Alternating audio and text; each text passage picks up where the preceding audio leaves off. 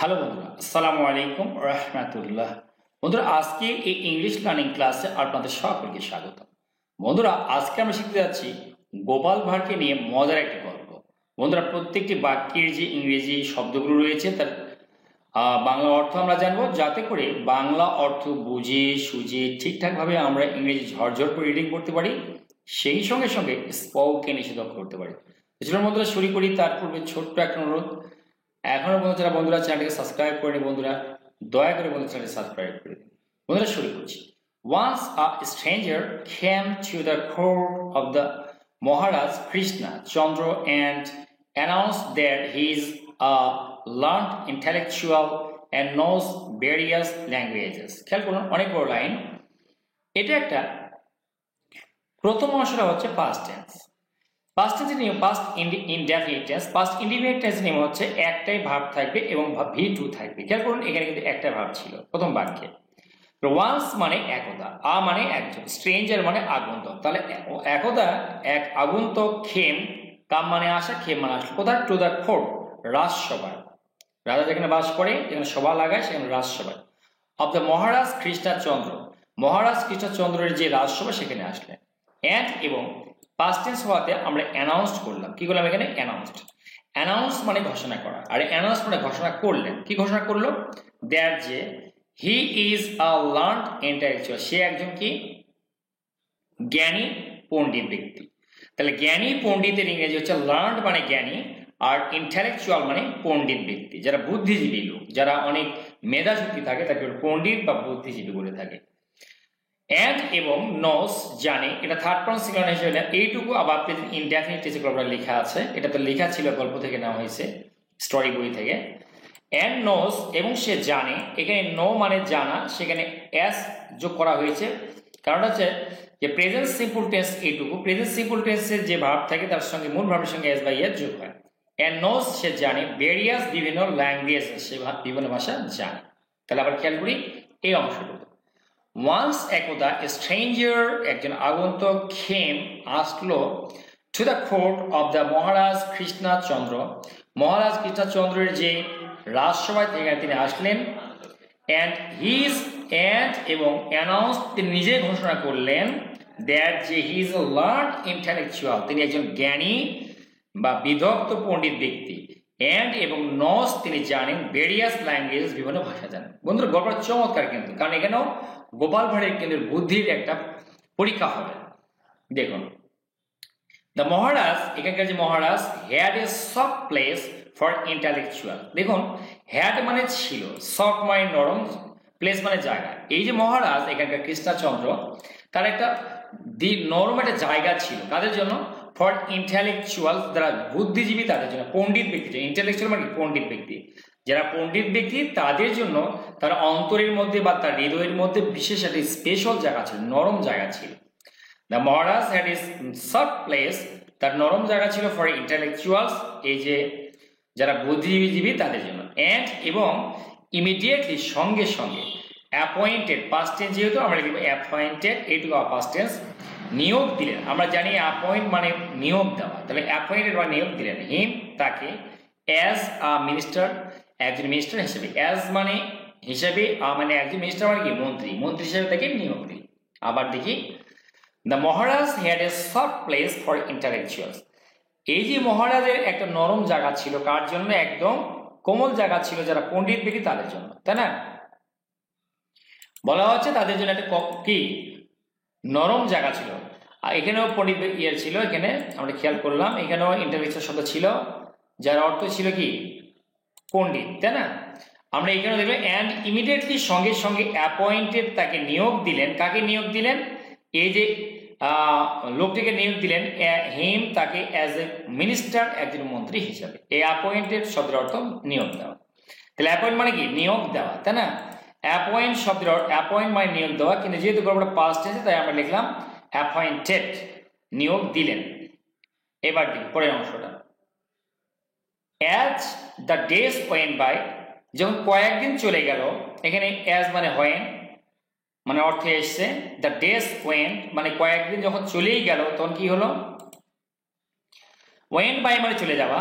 ইট ওয়াজ অ্যাম্পলি এটা পুরোপুরিভাবে অ্যাম্পলি মানে পুরোপুরিভাবে ক্লিয়ার পরিষ্কার হয়ে গেল দ্যাট যে দ্য স্ট্রেঞ্জার এই যে আগন্তুক অ্যাকচুয়ালি সত্যিকার অর্থেই ইজ ভেরি ইন্টেলিজেন্ট, সত্যিকার অর্থে খুবই সে মেধাবী, অ্যান্ড আ লিঙ্গুইস্ট শব্দের অর্থ হচ্ছে ভাষাবিদ, এবং সে একজন ভাষাবিদ। আবার দেখি অ্যাজ দ্য ডেজ ওয়েন্ট, যেহেতু কয়েকদিন যখন চলে গেল, ইট ওয়াজ অ্যাম্পলি ক্লিয়ার, এটা একদম পুরোপুরি ক্লিয়ার হয়ে, অ্যাম্পলি মানে পুরোপুরি, ক্লিয়ার মানে পরিষ্কার হয়ে গেল দ্যাট যে স্ট্রেঞ্জার অ্যাকচুয়ালি এই যে স্ট্রেঞ্জার বা আগন্তুক সত্যিকার অর্থেই খুবই মেধাবী, ইন্টেলিজেন্ট মানে কি ইন্টেলিজেন্ট উচ্চারণ হবে, ইন্টেলিজেন্ট এরকম না কিন্তু, অ্যান্ড লিঙ্গুইস্ট এবং সে একজন ভাষাবিদ। এরপরে কি সে ক্যান পাস ফ্রম কুড সে পারত, ফ্লুয়েন্টলি মানে অনর্গল ভাবে, স্পিক মানে বলা, সে অনর্গল ভাবে বলতে পারত ইংলিশ, ফ্রেঞ্চ, স্প্যানিশ, জার্মান, এই ভাষাগুলো সে অনর্গল বলতে পারত। He could fluently speak English, French, Spanish আর জার্মান, সে অনর্গল ভাবে এই ভাষাগুলো বলতে পারত। অ্যান্ড এবং ইট ওয়াজ ডিফিকাল্ট, এটা কঠিন ছিল, ডিফিকাল্ট মানে কঠিন না, ওয়াজ মানে ছিল, টু জাজ বিচার করা হিজ ন্যাশনালিটি তার জাতীয়তা, বাই দ্য ওয়ে যেভাবে, বাই দ্য ওয়ে মানে যেভাবে হি ড্রেস সে পোশাক পরতো, অ্যান্ড স্পোক কথা বলতো, অর্থাৎ তার ভাষা যেহেতু অনেকগুলো ভাষায় কথা বলতে পারতেন আর বিভিন্ন বেশ ধরতে পারতেন, এই জন্য তার ন্যাশনালিটি কি হবে, তার জাতীয়তাটা কি হবে, সে কোন দেশের লোক, এইটা বোঝা অত্যন্ত কঠিন ছিল। আবার দেখি বলা হচ্ছে অ্যান্ড এবং ইট ওয়াজ ডিফিকাল্ট, এটা ছিল খুব কঠিন, টু জাজ বিচার করে হিজ ন্যাশনালিটি তার জাতীয়তা, by the way he dress or speak যেভাবে সে পোশাক আশাক করে এবং সে কথা বলে, ইন অল ইজ ম্যানারিজম তার সকল রীতিতে, ওয়াইজ কোয়াইট কসমোপলিটান সকল দিক থেকে দেখা যাচ্ছে, ওয়াজ তিনি ছিলেন কোয়াইট পুরোটাই কসমোপলিটান মানে বিশ্ব নাগরিক মানে কি, মানে উনি বোঝা যাবে না যে উনি কোন দেশের নাগরিক, পুরো দেশকেই তিনি ফলো করেন, সব দেশকেই তিনি ফলো করেন, সব দেশের ড্রেস তিনি পরেন, সুন্দরভাবে বলতে পারেন, অনেক দেশের ভাষা জানেন, এগুলোকে বলা হয় কসমোপলিটান, মানে উনি সবই জানেন, সব দেশ সম্পর্কে তার জ্ঞান অনেক, কালচার, সংস্কৃতি, ভাষা, পোশাক আদি, এমনভাবে তার ম্যানারিজম তৈরি হয়েছে, তার রীতিনীতি, তার চালচলন, এই ম্যানারিজম মানে চালচলন বা রীতিনীতি, যে পুরোটাই ওয়াজ কোয়াইট মানে ছিল কসমোপলিটান, দেখে মনে হবে যে তিনি এক বিশ্ব নাগরিক। এরপরে কি এভরিবডি প্রত্যেকে অ্যাট দ্য কোর্ট এই যে কোর্টে বা রাজসভায় ওয়াজ ইন্ট্রিক্ট মুগ্ধ হলেন, এখানে ইন্ট্রিক্ট শব্দের অনেকগুলো অর্থ আছে, তাই এখানে হবে মুগ্ধ হওয়া, অ্যান্ড এবং ট্রাই মানে চেষ্টা করা, পাস্ট টেন্স ট্রাইড চেষ্টা করলেন, দেয়ার বেস্ট তাদের সর্বোচ্চ দিয়ে চেষ্টা করলেন, টু গ্যাস অনুমান করা, গ্যাস মানে কি অনুমান করার চেষ্টা করেন, দ্য রিজন অঞ্চল বা জায়গা সম্পর্কে অনুমান করার চেষ্টা করেন, where the stranger belong to যে অঞ্চলের এই লোকটা হয়ে থাকবে, এই আগন্তুক যে অঞ্চলের হয়ে থাকবে, বিলং মানে অধিকারে থাকা, বিলংয়ের পর টু বসে, টুটা এখানে আছে। তো আমরা এই যে বলা হচ্ছে তিনি কোন অঞ্চলের লোক, এইটা তারা বের করার প্রাণান্তকর চেষ্টা তারা চালিয়ে যায়, তার এভরিবডি প্রত্যেকে অ্যাট দ্য কোর্ট এই কোর্টে ওয়াজ ইন্ট্রিক মুক্ত হলেন, অ্যান্ড এবং ট্রাইড দেয়ার বেস্ট এবং তারা সর্বোচ্চ চেষ্টা করলেন, টু গেস অনুমান করার, দ্য রিজন কোন অঞ্চল থেকে, ওয়ার দ্য স্ট্রেঞ্জার বিলং যে তিনি কোত্থেকে এসেছেন। এরপর ওয়ান ডে একদিন, ওয়াইল যখন, দে ওয়ার ডিসকাসিং আলোচনা করছিলেন, দ্য ইস্যু এই বিষয় নিয়ে, এইটুকু past continuous tense, past continuous হচ্ছে অতীতের কোনো কাজ চলমান অবস্থা থাকে, সেখানে ওয়াজ ওয়ার বসবে সাবজেক্ট অনুযায়ী এবং ভার্বের সঙ্গে আইনি যুক্ত হবে। ওয়ান ডে একদিন, ওয়াইল যখন, they were discussing the issue এই বিষয়টা নিয়ে আলোচনা করছিলেন, ইস্যু মানে বিষয়, দ্য মহারাজ সেড এই মহারাজ বললেন, জকিংলি মজা করে, গোপালকে, Gopal if he could find out the whereabouts মানে জায়গা, মানে যে জায়গা থেকে সে এসছে, এই যে এই লোকটা বলছে, তুমি যদি ক্যান মানে পারা, ফাইন্ড আউট মানে বের করা, খুঁজে বের করা, তুমি যদি খুঁজে বের করতে পারো, ওয়্যারঅ্যাবাউট জায়গা, অফ দ্য স্ট্রেঞ্জার এই আগন্তুকের, আই উইল রিওয়ার্ড ইউ আমি তোমাকে পুরস্কৃত করব। এখানে রিওয়ার্ড মানে পুরস্কার করা, উইল মানে ভবিষ্যতে যে কাজ হবে সেখানে উইল ব্যবহার করা হয় এবং ভার্বের প্রেজেন্ট ফর্ম ব্যবহার করা হয়, এটা ফিউচার ইনডেফিনিট টেন্স।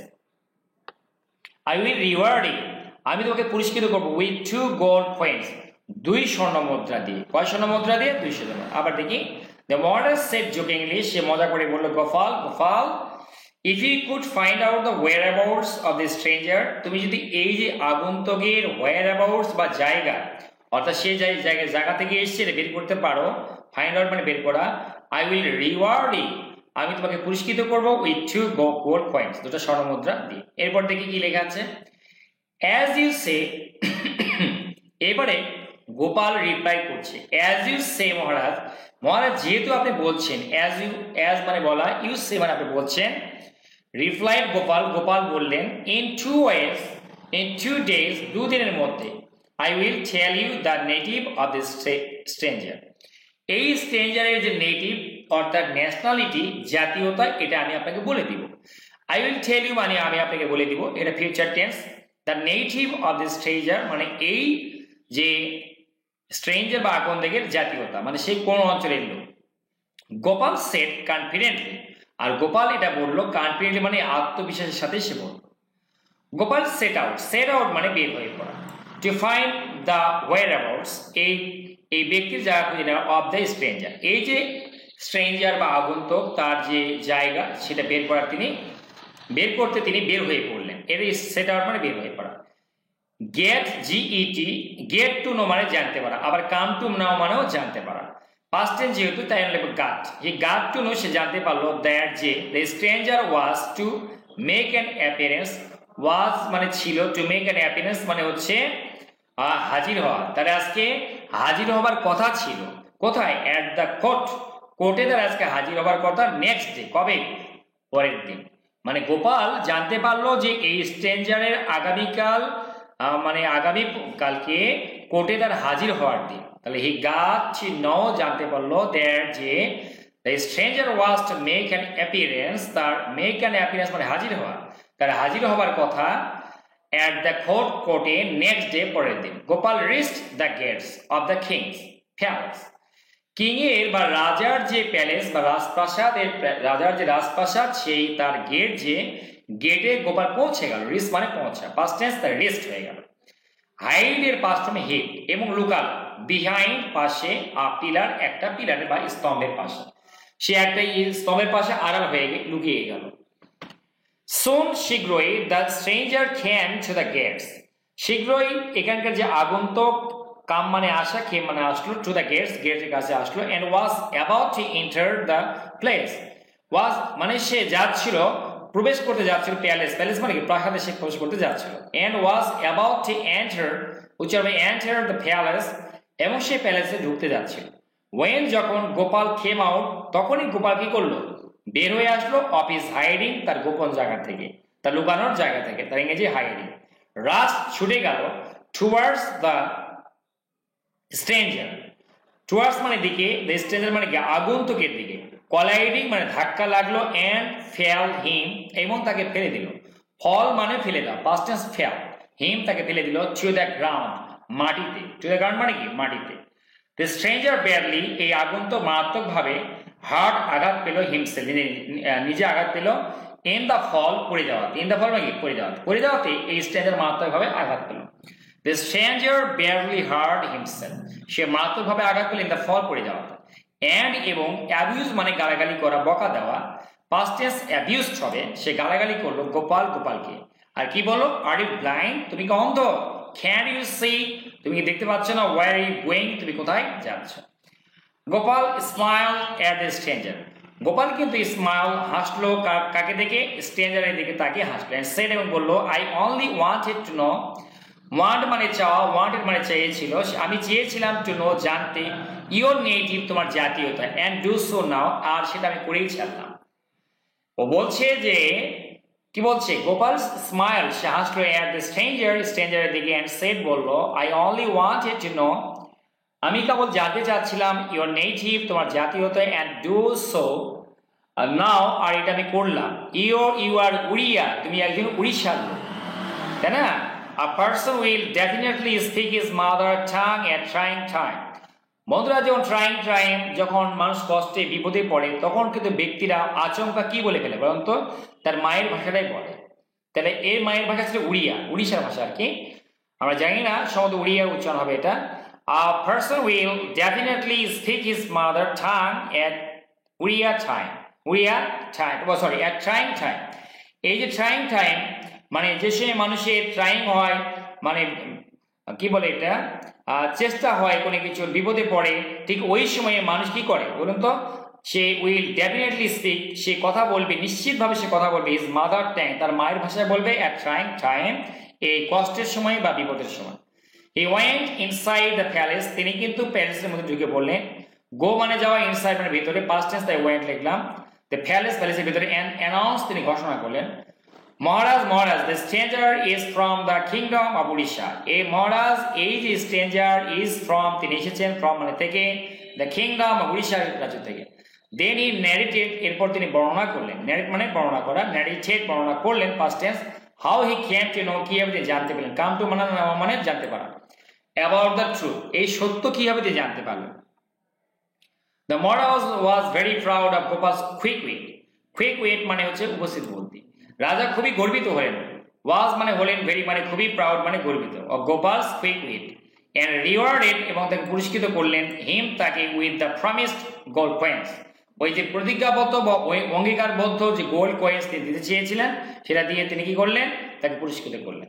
বন্ধুরা কেমন লাগলো অবশ্যই কমেন্ট বক্সে কমেন্ট করে জানাবেন। Thanks for watching the video, thanks for staying with me, thanks a lot.